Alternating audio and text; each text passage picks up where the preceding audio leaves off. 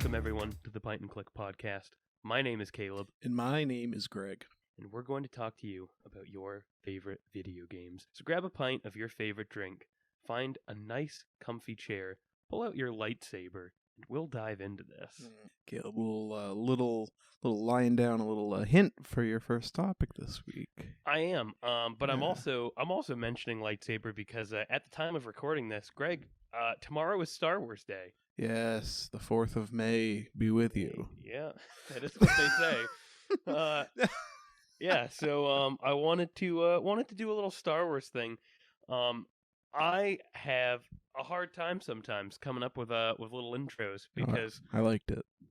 Yeah, well, believe it or not, I couldn't find a whole lot of Star Wars items that would make sense to people that don't know Star Wars things. Yeah, so.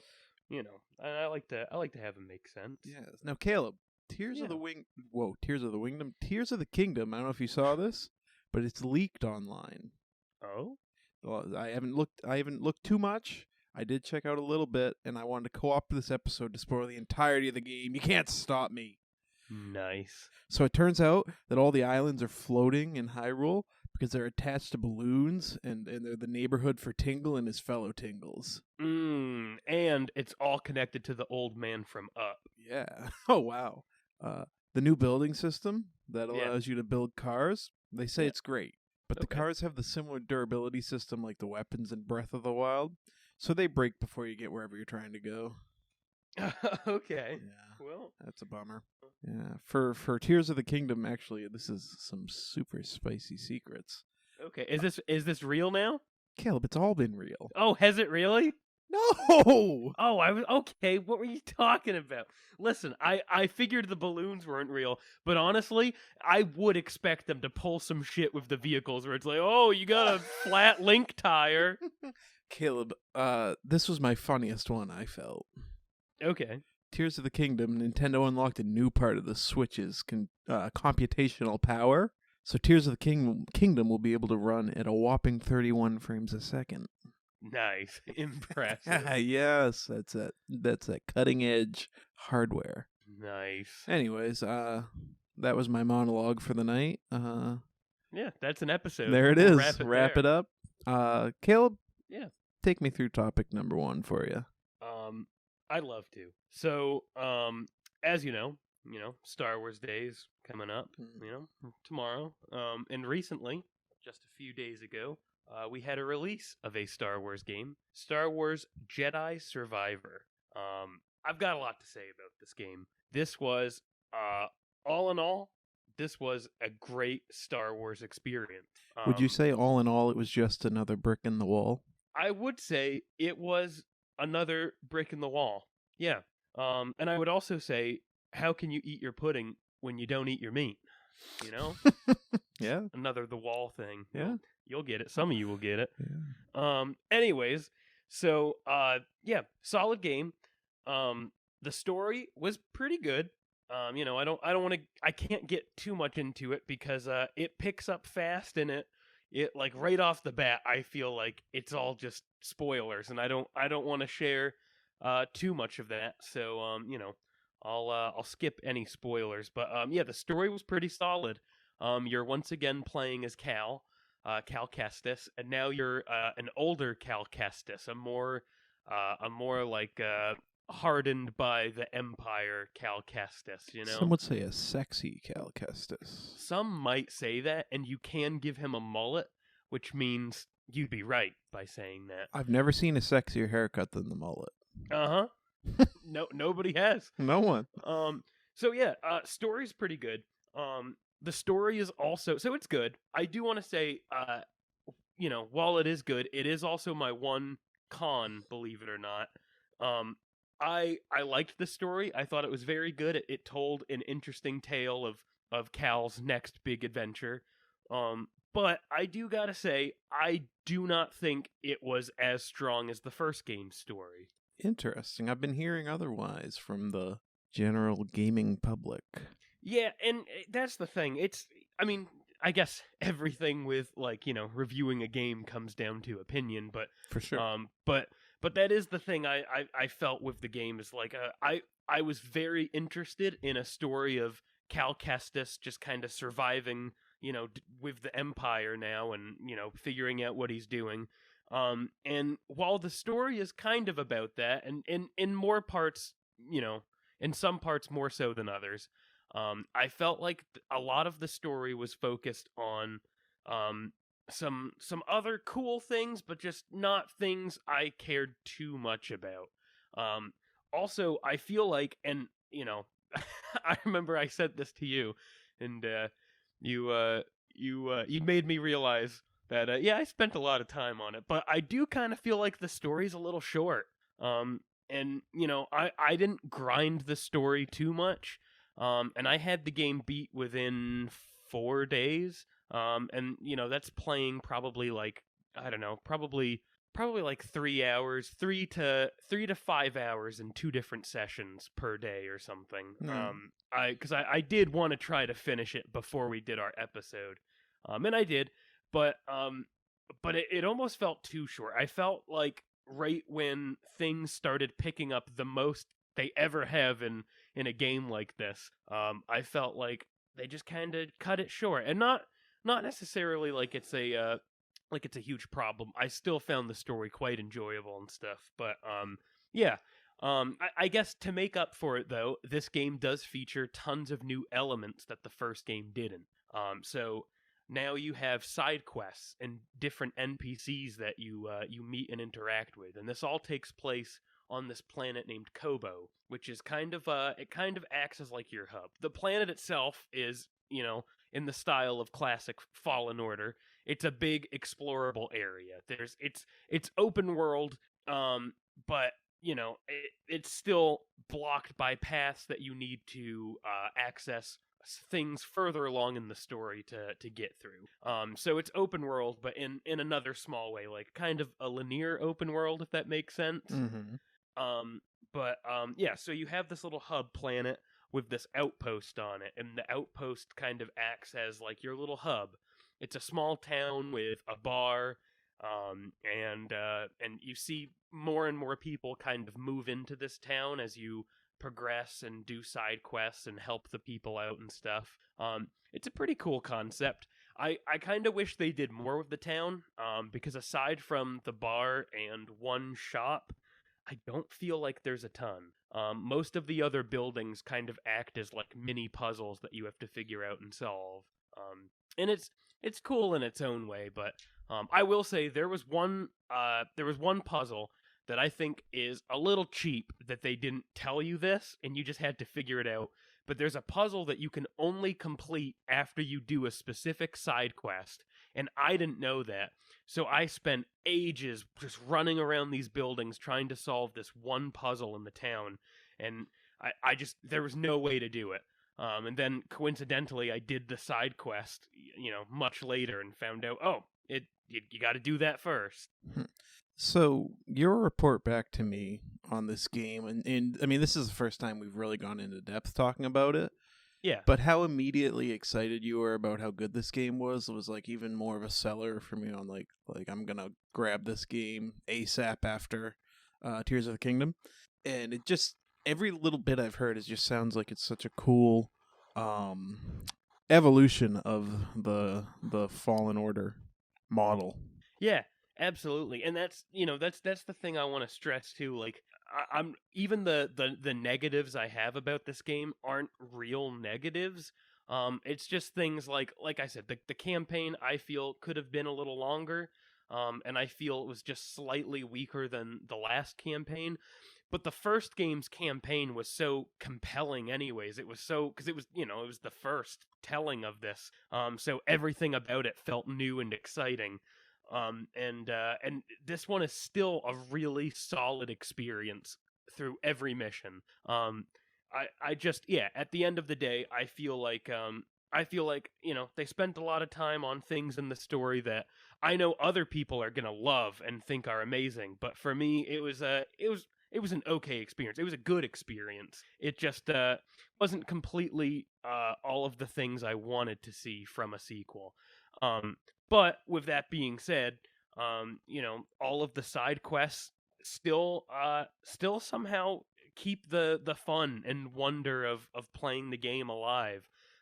Even though they're all kind of like a fetch quest system of go here, do this. While you do it, it just still feels fun because it's more of that Fallen Order exploration and stuff.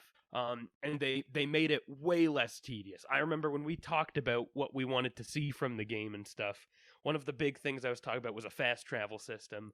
I had heard they were doing one, and I wanted to see it before I said that could solve the issues I had with exploration. It does. It 100% solves all of the exploration issues.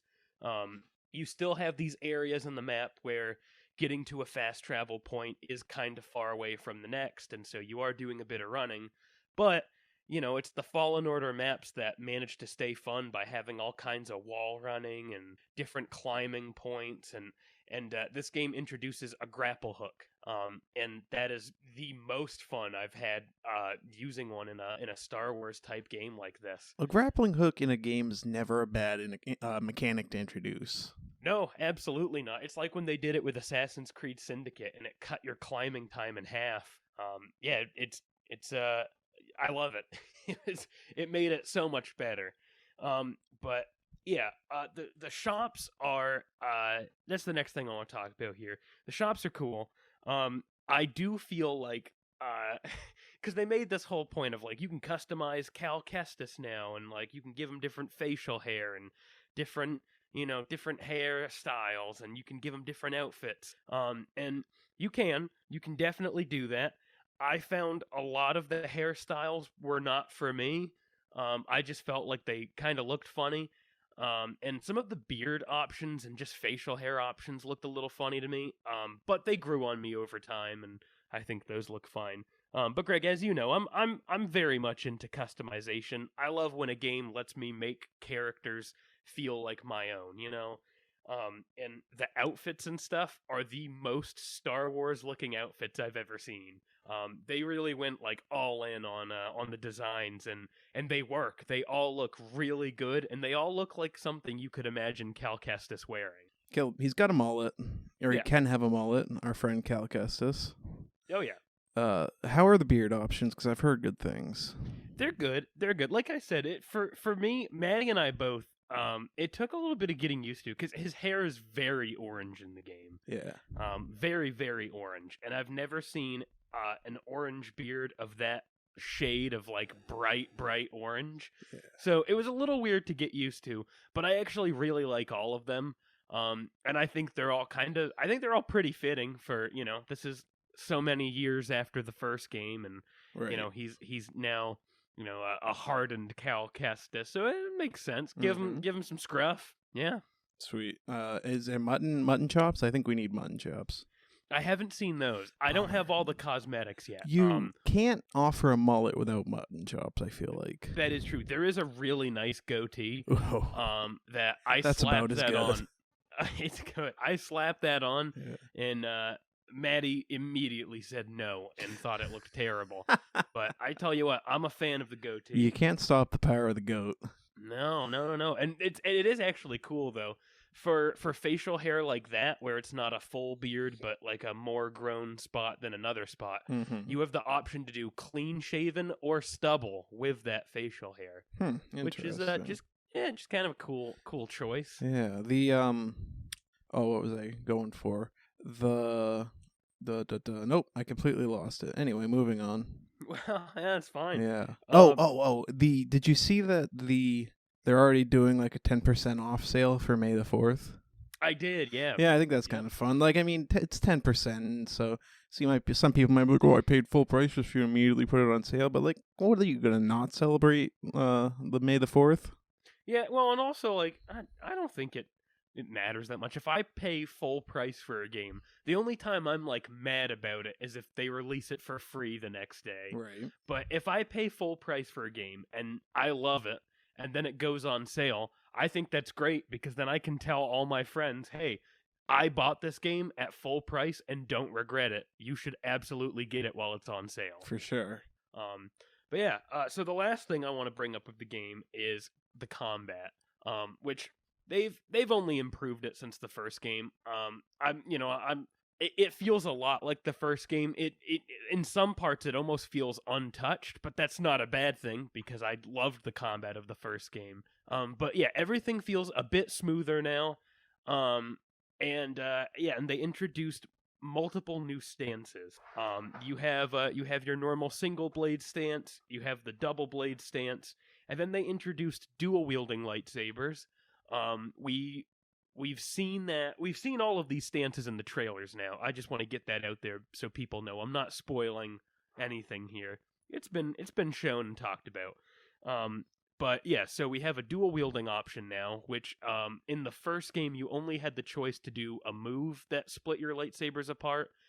Then after that they snapped right back together. But in this you actually get to use 2 at a time if you want. I didn't play a lot with that stance. I just didn't care for it much. I'm a pretty traditional guy when it comes to the Star Wars stances. And nothing makes me feel more like a Jedi than just doing the single blade stance and wiping out an army of clones, or not clones, sorry, stormtroopers. Mm-hmm. It was just good. So there's the dual wielding, and then they introduced the cross guard stance, which it's like Kylo Ren's lightsaber where it has the 2 beams forming a little cross guard. Yeah. But in this they treat it more as like a giant 2-handed claymore sword or something. It's like your absolute heavy stance, and it's cool. All of the stances have like little stats when you go to select which stance you want to use. They have stats with all the stances, so you can see what's more effective and where, like in what situation. And yeah, the crossguard stance is just kind of your overall power stance. It's decent. It's fun. I wasn't a huge fan of it. It makes your attacks very slow, but obviously they do more damage. But yeah, I'm not a fan of slow attacks, so I played with that one a bit, but it wasn't my favorite. The last stance is the blaster stance. And this was probably my favorite of the new stances they added. You get a blaster, and you get to, just like your lightsaber in the first game, you get to customize your blaster like that. You get to swap out components and stuff, which was super fun on its own. And also, that's another thing, the lightsaber customization and the blaster customization. I know the blaster customization is a new feature, but the lightsaber customization is so much better than the first game. Which I thought the first game was great anyways, but they've added so many more options, and they've added different metals, and now you can change individual pieces of metal, and it makes it so fun. You can create some insanely cool things. But the blaster customization was mind-blowing. It was this is like their first attempt at doing it, and it was beautiful. It worked perfectly. You swap out different components. You have 3 components that make up your blaster. You have the handle, the trigger, and I guess almost like the middle part of the blaster, and then you have the barrel / like the top, the top part. It was pretty good. You can change out all 3 of those parts. You can swap to different ones that you find around the map. You can make some insanely cool stuff. At one point, I had like an all-chrome blaster, and it was super reflective in the light and stuff, and it just looked so cool. So that's actually another thing to touch on. All of the things that you find, all of the customization, all of it, you find scattered around the map. Just like in the first game, you traveled some different planets, and there's some different, different chest locations and stuff. I felt, and this could also be the fact that I was not trying to grind through the story, but I was trying to finish it somewhat fast. I felt like all of the, or most of the collectibles were hidden way better than the first game. I feel like, or it could also just be that there were more of them, but I felt like I missed a lot by the time I beat the game. I'm done with the main story. I'm still playing right now, though, going back and doing side quests and still trying to find all of the gear I missed because there's so much. Yeah, suffice it to say that I'm pretty stoked for this. Yeah, I highly recommend it. I think from the bits and pieces I've gleaned of the story just from headlines online, I think it's gonna be really interesting. I'm pretty intrigued by that.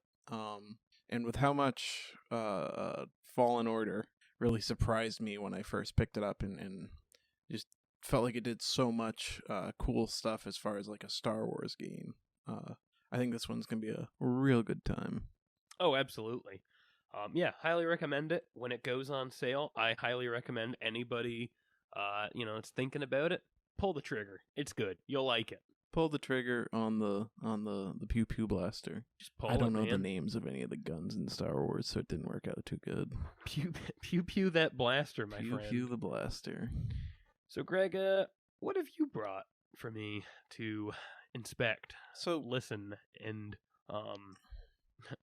oogle? Well, Caleb, please don't oogle anything I bring anywhere ever.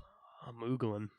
God damn it. In scrolling the news sites earlier this week, I was hit by a feeling, and that feeling led me to this first topic. It's time to cover some news, but more specifically, here's some news that Caleb will hate. Nice. Caleb, the Super Mario movie has surpassed $1 billion at the box office. You know, I'm not even, I don't even hate it though. My hope is that if they do super well with Super Mario, can you imagine how cool it would be, animated or not? Could you imagine how cool it would be to get like a Legend of Zelda movie? Oh yeah, that could be really cool, especially if it was done by someone who cared a little bit more about lore. Yeah. I mean, to be fair, they're working from very little with the Super Mario movie. Right. But like, Greg, don't you know about the deep Mario lore? I don't know if I super am interested in Illumination doing a Legend of Zelda movie. Yeah, well, yeah, that's fair. I guess my point is if Nintendo, if Totally. they got somebody else, right? or, absolutely did something. I would love, like, if they did an animated Legend of Zelda movie in the style of like the old animated Hobbit movie or Lord of the Rings movie. Yeah, that would be so cool. Yeah. So it's been a little under a month.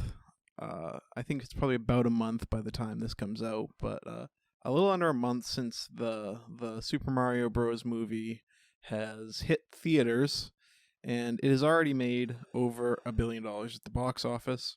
The movie's releasing in I think it just released in South Korea and Japan. So there's more money coming their way. You have to imagine, especially with Japan, like that's a big market for Nintendo. Oh, yeah. So, Caleb, my question to you is, how would you feel if the Super Mario movie nets a total of $1.5 billion at the box office? Like I said, I'd kind of be excited. I'd be excited for what it makes Nintendo realize they could do with the movie rights of, some of their properties. Yeah. I think Zelda, once again, I think that'd be a super cool movie to make. And I'm sure there's other Nintendo titles too. I don't completely know who owns what when it comes to the games, like published with Nintendo. But like even a Fire Emblem movie or something could be cool. Fire Emblem's already in the style of anime. If they made an anime movie of Fire Emblem, that might be pretty cool. Yeah, for sure. Now, Caleb, so I'm 0 for 1 on just pissing you off with my news. I love it. Oh, I okay. love it. All right. Well, this one's going to change, I think. Okay. Fortnite's next game mode. You were right. It changed. Caleb, here we are. 5 big streamers known for playing the Battle Royale game Fortnite are heading up a new, I guess it's an in Fortnite like Battle Royale game, a mode in the game. I don't fully understand. I'm old. Okay. It's called Project V. Now, the tweet that was the announcement for this project says the next Battle Royale will be built by the players. Now, if there are 2 things I know you love, Caleb, it's Fortnite and streamers who play Fortnite. Well, you're absolutely right. If there's one giant piece of artwork I have hanging on my wall, it's The Last Supper, but it's just streamers that play Fortnite. Nice. Yeah. So, Caleb, my question to you is, will you be jumping into Project V when it releases in 2024? I tell you, I think I'm going to be passing on Fortnite. Okay. No, Caleb, it's not Fortnite, it's Project V. Oh, you heard me. Okay, all right. Well, we've got the dander levels at a certain level. But here, Caleb, this next one. The Funko Pop video game's first trailer is a descent into pop culture madness. Funko Pop is making a video game? So, yes, I didn't know this either, but the first trailer for a Funko Pop video game released last week. The game's called Funko Fusion, and it looks like if the Lego video games were even more of a sellout.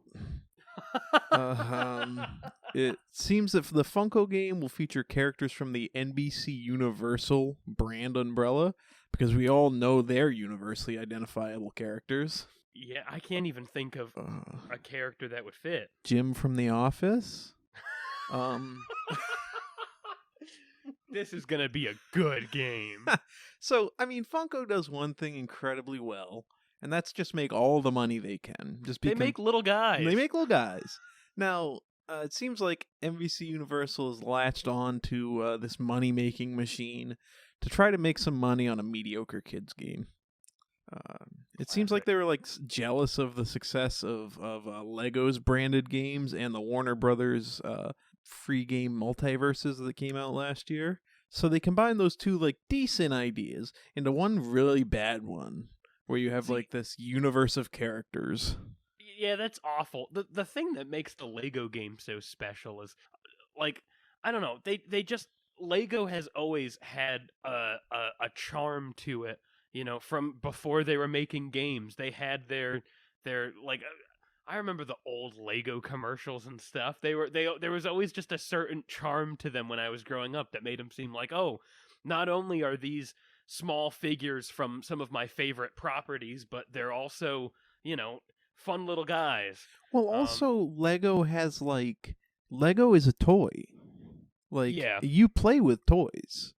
So Yeah, it makes sense you play with video games. That's a really good point. I didn't even think about that, but yeah, no, you're right. You wouldn't grab a Funko and give him to your child. No, this is just okay, Funko's a really big known brand, and NBC Universal wants their own version of a universe of characters in a video game, and they came together to try and fool a bunch of parents into buying their kids a video game.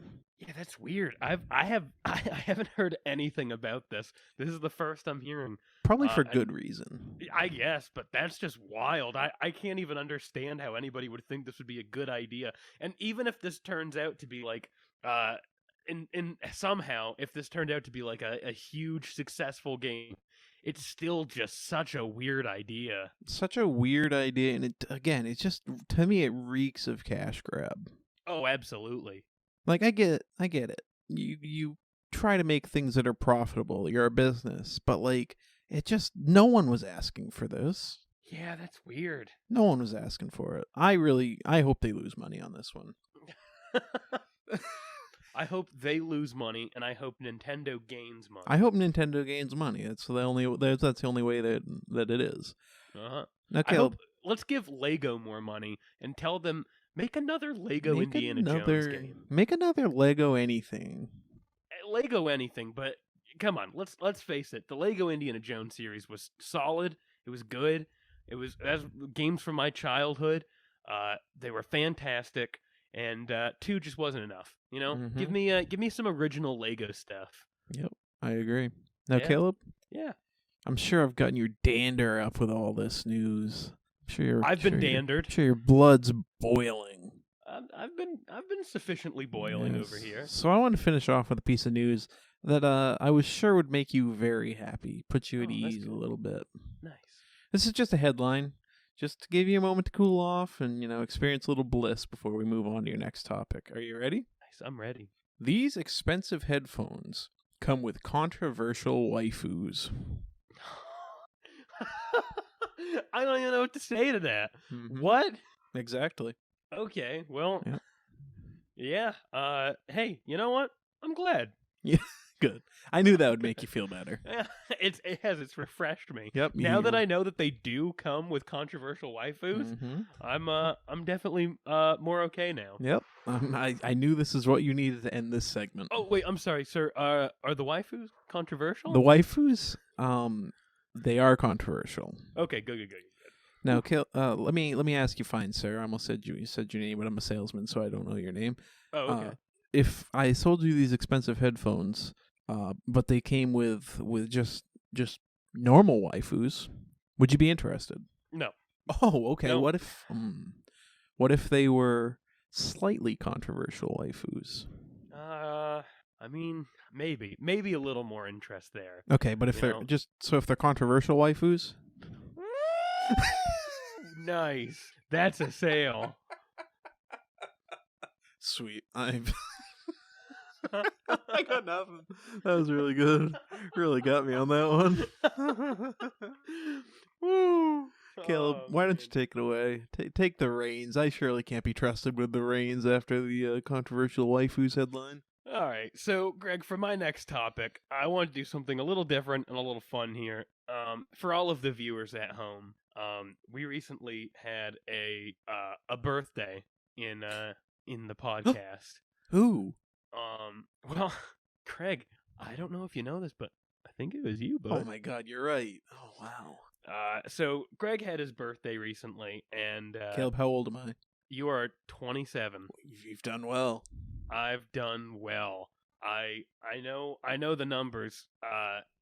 Listen, if there's one thing I'm good at, it's remembering birthdays and birthday associated things. Yes. Couldn't tell you why. I can't remember a name for the life of me, Nope. But I can tell you, that person, born in 87. So anyways, Greg, for your birthday, I wanted to do something fun. Where I wanted to get you engaged in my second topic. All okay. Right. Okay. So, instead of me just talking about a game, I'm going to ask you some questions, or more specifically, it's trivia time. Oh my God, it's trivia time. It's trivia time. I feel like we Greg, need like bells and whistles going off in the background. I know, we need some sirens, some smoke shooting out of the ground.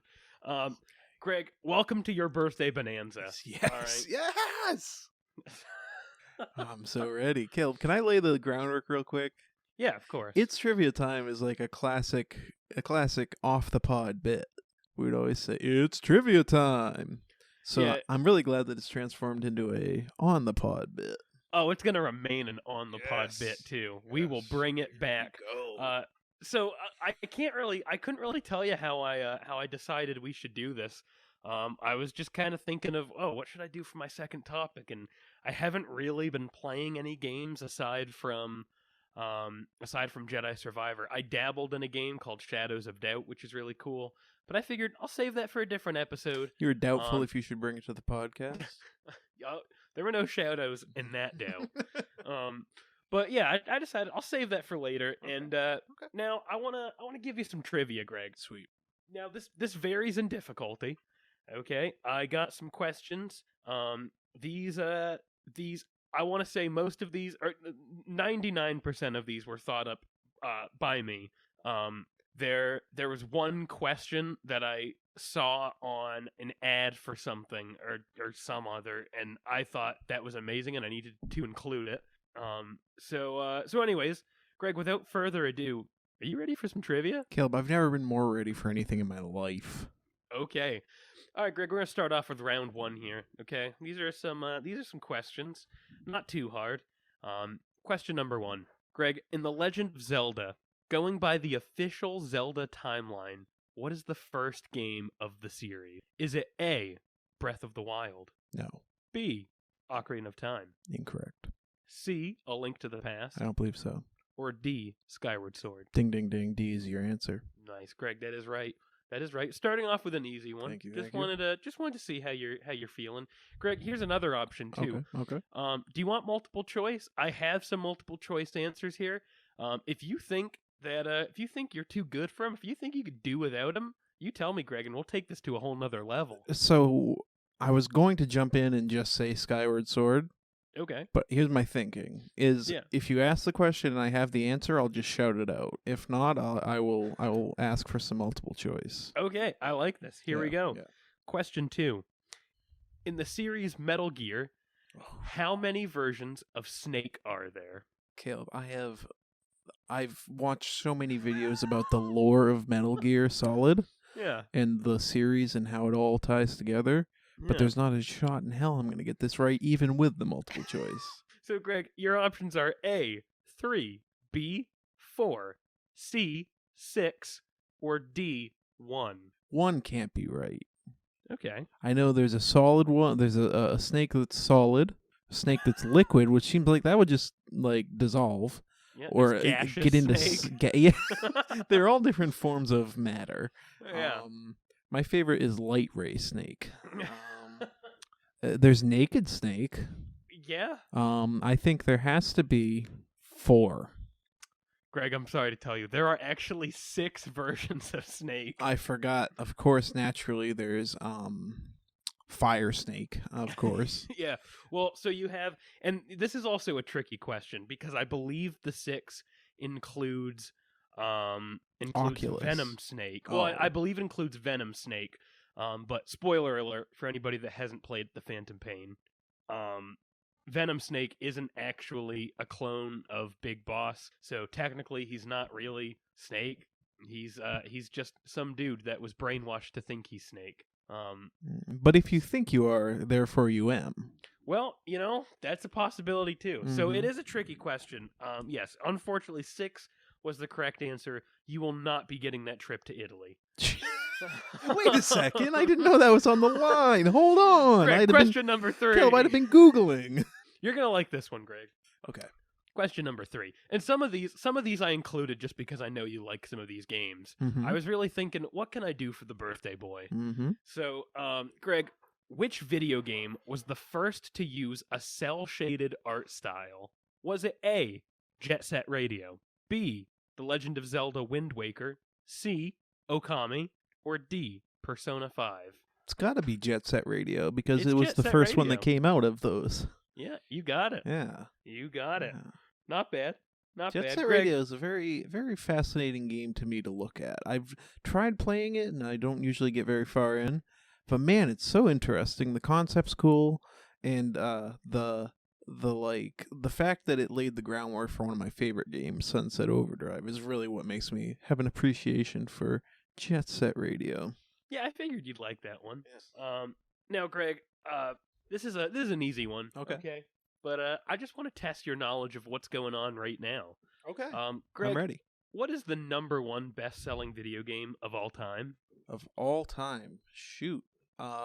Let me make a guess, and then you give me my multiple choice if I got it wrong. Okay. Go for it.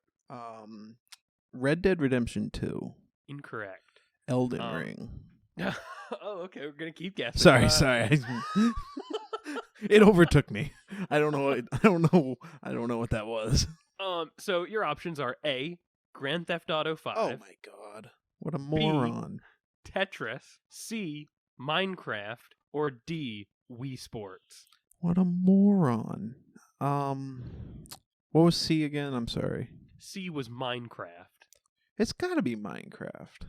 Is C your final answer? Yeah. Yeah, it's C. You got that one, Greg. You got that one. All right, round 2. We're gonna get a little trickier. Okay. Which we don't right off the bat. I say that it's not gonna get tricky right away. No, moderately trickier. It's like walking steps. Yeah. Greg, can you tell me which animals make up the divine beasts in Breath of the Wild? You got the snake boy. You got the lizard boy. Okay. You got the one that's like a fish. Then there's that one that's like a bull. Okay. Greg, I'm happy to tell you you got one of these right. There's no snake. Bullshit. There's a bird. Oh yeah, the flappy boy. With the Doritos, yep. And then in the desert there's a camel. That's a bull. Okay. A male camel is known as a bull. Okay. And then you got an elephant. in the water place. Yeah. Not a fish. I think you're thinking of the fish people, or possibly King Jabu Jabu. Oh my God, King Jabu Jabu. He's from Ocarina of Time. He's in the way, right? Oh yeah. Yeah. You got to go in his mouth. Oh, pardon me? Yeah. You send little boy Link into his mouth. Moving on. So yeah, you did get the lizard right. Nice. I have a lizard is allowed. To me it looked like a salamander, but it could be a lizard. I didn't know. So Caleb, I all said, salamanders are lizards, but not all lizards are salamanders. Everyone knows that. Well, hey, here we go. Next question, Greg. This one is either going to be super easy, or if you don't know, super hard because I don't have multiple choice. Okay. So, Greg, what's the last name of Joel from The Last of Us? Miller. It is Miller. Good Wow. job. Okay, cool. See, I figured, if you know that one, it's easy. If you don't, it could be anything. No, that's a really good question to give to me because I am usually the worst about video game character names. Yeah, that's so fair. Yeah. I mean, and it would definitely be something I would do to not know his last name. So I think you played a good game there. Okay. So, Greg, this is the question that I got from a different site here. Okay. I would say the site if I knew, but unfortunately, I closed out of that. So I don't know where this came from. Somebody knows. But I thought this was a super interesting question because it's just funny and I think maybe sad. Greg, what band has made more money off its Guitar Hero video game than any of their albums sold? Now, is this one I have access to option or to multiple choice for? You do. If you would like it, I can give it to you. Aerosmith. Is that your final answer? Yes. That's right. It Wow. is Aerosmith. I can't believe you got that. I feel like I must have heard that somewhere before. It's incredibly funny to me. Aerosmith is a decent band. Decent band with like a very feels like longevity too, you know? Yeah, I mean they're in no way like my favorite band, but yeah, no, I feel like it would make more sense for their albums to do better than their Guitar Hero appearance. Yeah. But no, that game makes more money than all of their albums. Wow. So yeah, I would the be other sad options, if I was Aerosmith.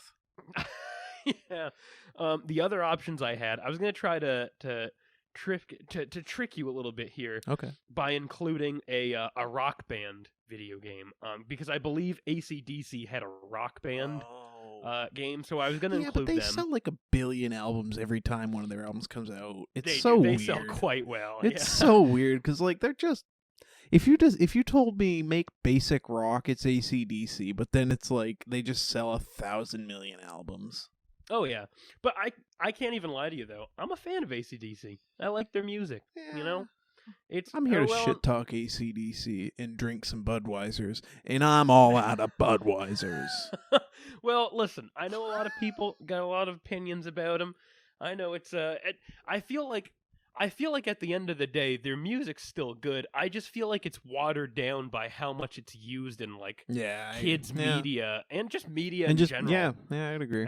And so other than that though, I still enjoy rocking out to a good Angus Young guitar solo. Middle school Greg absolutely fucked with what was the album that they had in like 2009? Black Ice, I think. Oh, Black Ice. Yeah, that was a good one. Yeah, I loved that album as a kid. Uh-huh. I remember I had the soundtrack to the Iron Man movie because it was all AC/DC. Yeah. But anyways, all right. Greg, I thought this was interesting too. This was so I did a little bit of research to come up with some of these questions. I stumbled into this on accident. And I just wanted to include it in a question because I thought it was fun. Greg, what real life job was the video game The Sims first created for? Kev, I'm going to need some multiple choice on this one. You get 3 options here, Greg. Okay. Was it chances. Was it A, therapy, B, architecture, or C, marketing? Now hit me with the question one more time so I can pay attention to the wording. What real life job was the video game The Sims first created for? Okay. I'm going to rule out construction off the first because... Architecture? Yeah, that one. Okay. Yeah, the thinking man's construction. I'm going to go with I'm gonna go with therapy. Greg, I'm gonna blow your mind here. It was made for architecture. Kill. They first built the game apparently for using their like house designing tools for architecture and stuff. And then from then on, they put Sims in to give you like a perspective of how a person would look in this building that they built. And then it just became a full game. Wow. I disagree. Oh, okay. Never mind. The answer is B, marketing.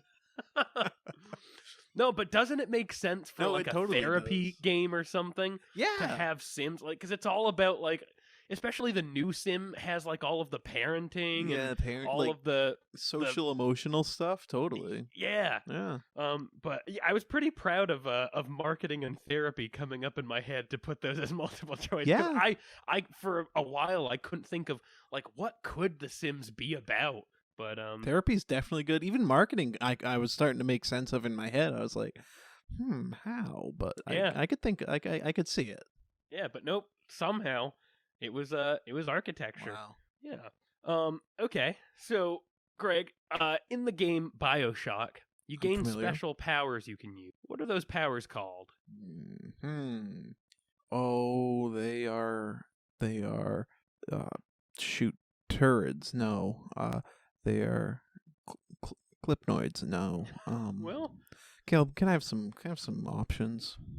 I don't have any for this question. Fuck. Okay. Okay. but- Hold on. Nope. Don't. No, Nope. but looking Don't. back, Don't I cheat for probably me. should have because I forget the name all the time. I don't even know why. I just do. Clipneys. I'll give you a hint. It starts with a P. Plasmids. It is plasmids. Very good, sir. Yeah, I forget that all the time. Yeah. Because they were called something different in Infinite. Do you remember what they were called in Infinite? This is a part 2 question. They were called Booker Bucks. They were Vigors in Infinite. Whoa, dude. With a V. Oh, okay. But Might cut that. You make me feel like I gotta say it with an AH. Vigors, Greg. Now it's definitely getting cut. Ooh, we like to have fun here. Yeah, in BioShock Infinite, they were called Vigors. Yes. All right, moving on. Okay. I've got a couple Witcher questions for you because I know you're a fan of The Witcher. You're gonna put me on blast after I said Witcher 3 is my favorite video game of all time. All right, here we Listen, that did play a part in my question building, and go. All so right, I don't expose have me. I've got 3 Witcher questions here Okay. for you. So, question number 1, Greg, in The Geralt. Witcher, correct. In The Witcher, where is the Wolf School located? The Wolf School. Yeah, it's the name of the place, the name of Nilfgaard. I see where you're going with this. Think what's the name of the place itself? The name of the school, I guess. Oh, I thought you wanted a location.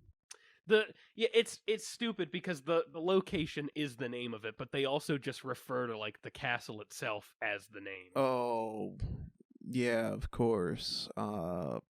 Who could forget this? That's like a really obvious. I think any true Witcher fan knows this answer. Yeah. So what is it? Massachusetts.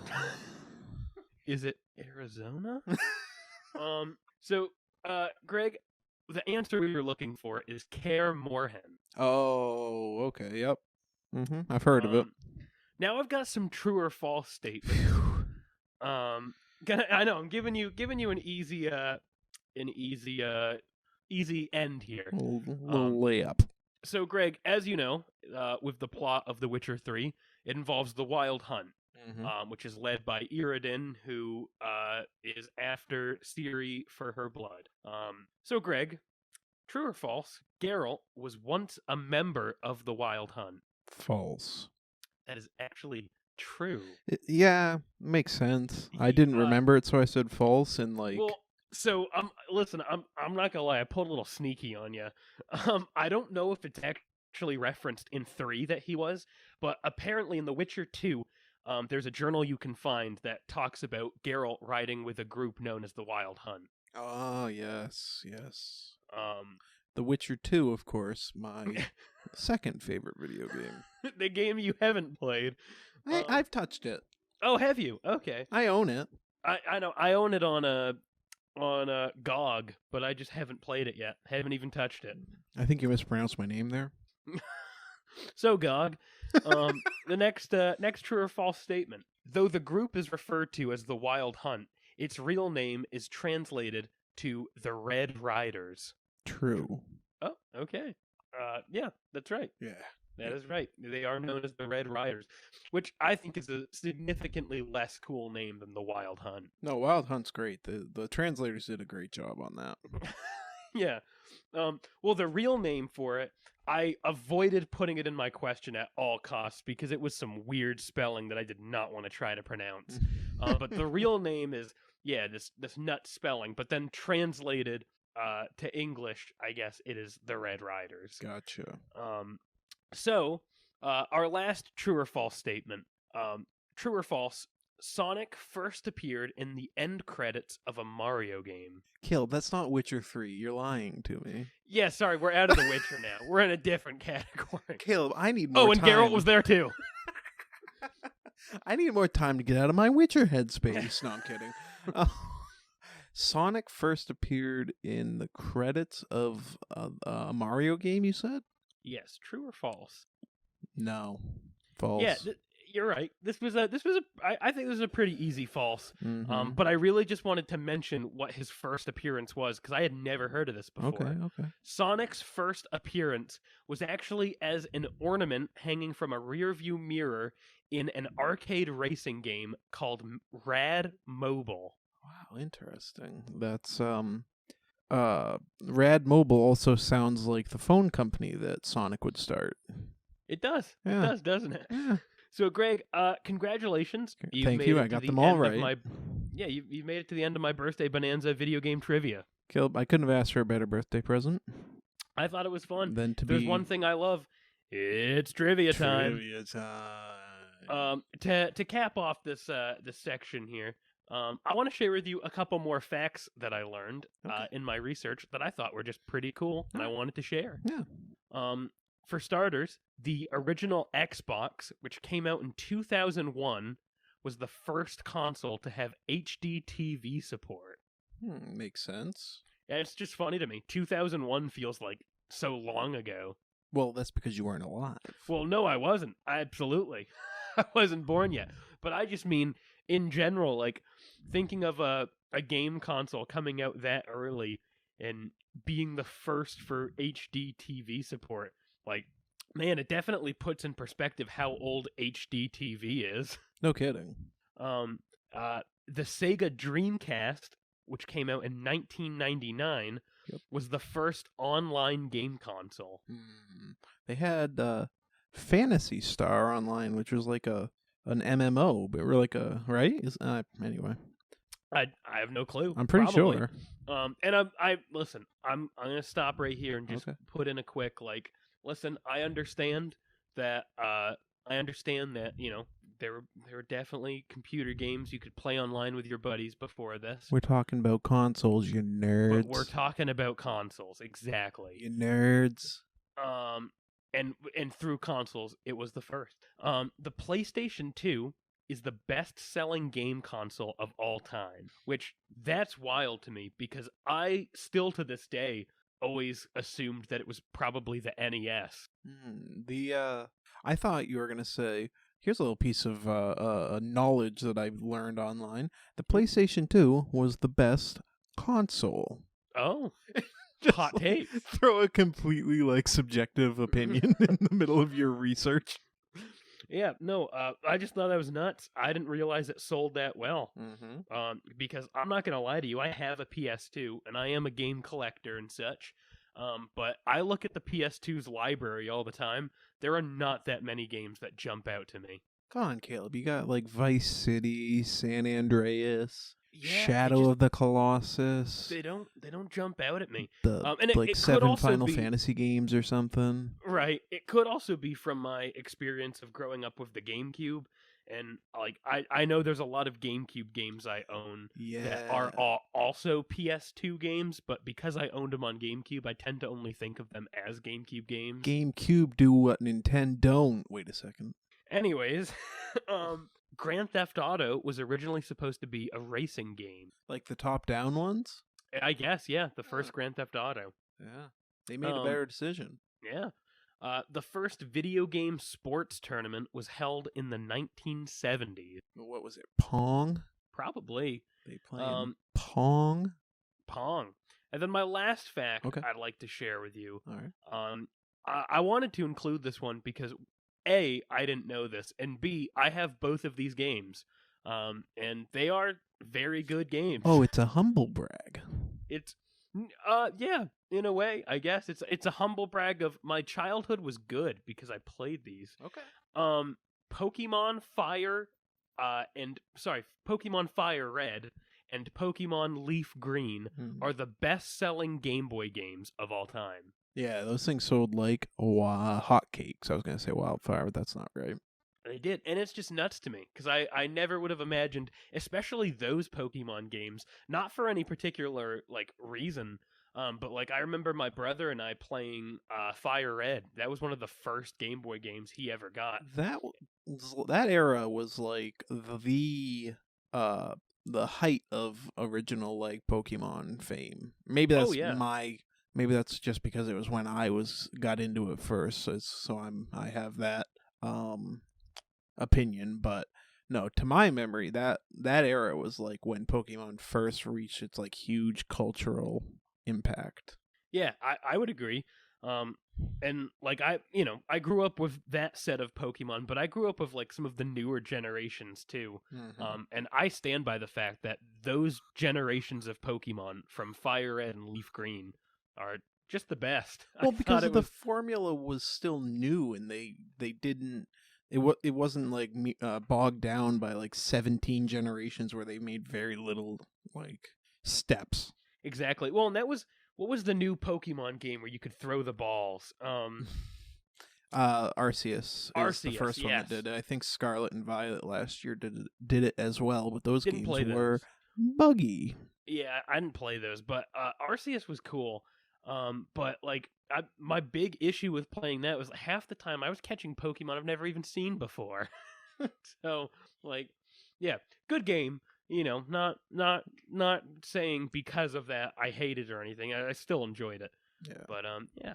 But anyways, that was the last fact I had for you, Greg. I hope you enjoyed this little birthday bonanza we went on. Caleb, it was the most bonanza-iest. That's good. So hit me with your second topic. I'll hit you with my best shot. Okay, fire away. It was finals week in college for me last week, so I have once again done a bad job playing video games. I did have one game that caught my attention. It is actually another mobile game. Oh. I got it through Netflix Games on my iPhone. It's called Desta: The Memories Between. This game came out last week on Steam and on the Nintendo Switch. And it had been on my radar since a Nintendo Indie World last year. So when I realized I already had been out on mobile and was free to play with a Netflix login, I scooped it up. This game is a mix between turn-based strategy and roguelite, where you get dropped into these dream scenarios and have to beat your enemies in a turn-based game of dodgeball. The story puts you in the shoes of Desta, a character who is going home after the passing of their dad and dealing with the tough emotions that come with that like the grief and returning home. It's kind of like a meditation on how relationships change and what moving away from home kind of means and does to those relationships. Feels kind of relevant for me as someone who's recently moved out of my hometown. But I really enjoyed the gameplay of the dodgeball battles. But ultimately, I'm not too sure if I will see my way through that entire game. It's good, but it's not. I don't know how to put it. It's good, but it doesn't make me want to keep coming back for more in ways, I guess, is the way I would put it. Yeah, it sounds interesting. It is. If you have a Netflix login, I think it's well worth downloading it to your phone and giving it a try. Absolutely. This game comes from the developers of Monument Valley, which is another mobile game that I absolutely love. And that sounds very familiar. I don't know if you ever played it. It's a mobile game where it's basically like a puzzle mobile game. And it tells a really subtle story. And at some point, when I don't have anything else to bring one of these weeks, I will talk about Monument Valley on the show. Huh. So yeah. Oh, I've definitely seen this before. Yeah, it's really cool. Yeah, really fun. Is it on consoles too? It might be, but I feel like remember. I've almost seen it on Switch or something. Probably, because Switch has the touchscreen it would work well with. But to end this segment, I wanted to compose a quick guide for all you mobile game developers out there on how to make a mobile game that really transcends the mobile game category. Greg, I just want to real quick jump in before you move on to that. I just wanted to let you know, in case you didn't. Okay. There is a Monument Valley 2 now. Oh, I've played that one too. Okay. Yeah. Perfect. I love them both. Just throwing it out there. I do appreciate you trying to keep me in the loop. Absolutely. All right, Greg, give us your formula. So, yeah, because there are mobile games. We've all played mobile games. But then there are mobile games that feel like they would fit in right on a video game console, you know? Yeah. And I set out this week to kind of like think about what separates those two. And this is a 4-step list. And step 1 is limit my interactions with menus. Because there are plenty of menus in video games, you know, like that's not a wild thing. But if I have to interact with a menu that feels like a kind of a main menu to progress to the next level, or like trigger another round, or any other form of continuing to play the game, then it automatically feels more like a mobile game, or, you know, games like Candy Crush are what come to mind on this. You know, it takes you out to that menu to start the next level. Oh, yeah. Give me something creative, though. If you have levels in a game, give me something creative. Hub worlds have existed for a long time. A transitional cutscene, that's just as valid. Really, all I'm asking is that you don't take me out of your game to get back into your game. Don't take the boy out. Don't take the boy out. Let the boy stay in the game. Absolutely. Step 2. You need more than a single gameplay loop. There's no doubt that there are some great games that all just do a single gameplay loop and do it really well, really fine-tuned. An example of this is a game called Wall Kickers. I have it on my phone. I love it. You play as a little monkey. All you do is you press the screen to jump to the next wall, and you try and beat your high score. Undoubtedly, fun mobile game, but I wouldn't consider it anything more than just that. There's a certain amount of like depth that you need before you can kind of surpass the bar of being just a mobile game. Include monkeys. More monkeys, more fun. That is what they say. That is what zoos across America say. Yes. Step 3, Caleb? Yeah. Take me for a journey. Take him for a ride. Take me for a ride.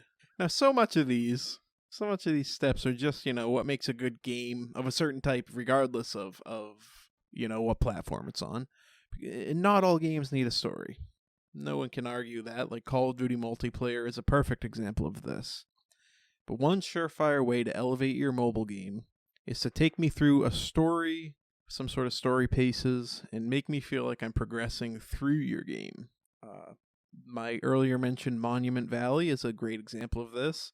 The story isn't in your face. It's not like holding your hand. But as you work through the puzzles in that game, you're subtly working your way through a story that makes it feel really well done and like a piece of art of sorts, you know? And to add to that, I think some of the coolest games I've played tell their stories without the use of tons of voice acting or anything. Dialogue. Yeah, there's plenty of ways to have like even just atmospheric stories. Mm-hmm. Something like Limbo comes to mind when you say that. Yep, absolutely. Now, finally is step 4. This is our biggest step. This is the one I think we've all been waiting for. Don't make me feel like you're constantly trying to make money off of me. I love Marvel Snap. I talked about it last week. But constant upselling to your premium battle pass is what keeps it feeling like nothing more than a mobile game. Classic. Yeah. Games that try to sell me on microtransactions or just want to keep my attention long enough to serve you another ad will always feel like just a mobile game. listen, I wanna say this game is not for me, and I don't know if I'll ever bring it to the pod because I don't play it really. But I do want to stress, objectively, it's an amazing experience. Genshin Impact was originally a mobile game before it came to consoles, and that's mind-blowing. Yeah, for sure. Because the things it achieved, like I said, the game's not for me. I don't really enjoy playing it. To me, it almost just feels like a cheap clone of Breath of the Wild. But I know some people like that feeling, like the feeling that it's kind of a clone of Breath of the Wild and stuff. That game, it did so many new things for the mobile genre here. Yeah. So, it has its microtransactions, but it's all skin related stuff, and it doesn't. I don't know. I can't speak to. Like you. It's not my bag of chips. I haven't played it a lot, but it doesn't seem like it's constantly in your face trying to get you to buy microtransactions. Yeah, I don't feel like it is. I mean, I don't really play it a lot, so I don't know. Yeah. I don't know if there's pop-ups in the game, but as far as seeing ads for it goes and stuff, I've seen minimal ads for anything related to Genshin Impact and its microtransactions and stuff. Yeah. So, mobile developers, there you have it. That's my 4 steps to take your game from being a mobile game to being a game that would feel like it's more at home on a console, but it fits on your phone. Nice. Good words of wisdom. Thank you, sir. Thank you, sir. Yeah, of course. Anytime. And thank the listeners for listening to this podcast. Mm-hmm. We see you out there. Oh, we see you. We hear you. We hear you. I've heard you. We hear you breathe. Wow. Well, we both kind of went into... I'm going to split the audio on that so one of us is in both of the ears and just really freak everyone out. That would be really good. Yeah. No, but thank you all for listening. I'm glad some of you were able to join us on this journey through Star Wars Jedi Survivor and through trivia time. I was just going to say through our birthday bonanza. Yes. And through our steps for the perfect game, mobile game. And with that, we will sayonara. We'll see you all some other time. Don't forget to smash that like button. Smash it. Smash that subscribe button. Mm-hmm. Hit that follow button. Do I sound like all of your favorite YouTubers yet? Because I should. Share this podcast with 5 friends. Share it. Tell them. Send it around. That if they share it with 5 friends, they will get $5. Share it with, spread it like the plague, all right? Spread it like mayonnaise. Show it to your friend and then cough on them. Hold on, Caleb. We aren't far enough removed from the pandemic for me to feel good about this. I was working more of a Saudi Prince email angle. Spread illness. I was going for more of oh, Pint and Click Podcast needs your help. Send us your credit card info so we can wire transfer you $1,000. Yeah, that's a good point. Don't spread illness anymore. We no longer condone that. No. It's as of right now, we're against that. If you do that, you're our enemy. That's so 2 minutes ago. Yeah, it's not trending. No. But I tell you what is saving some princes that are in need of some desperate money. Just a little bit of monetary support. And that's us, except instead of money, I'm mostly craving those views. So send me those views. Send me those. So, spread this around. Tell your friends. Tell your dad. Tell your uncle. Tell your uncle. Yeah. And with that, we will see all of you in the next episode. Goodbye. Goodbye.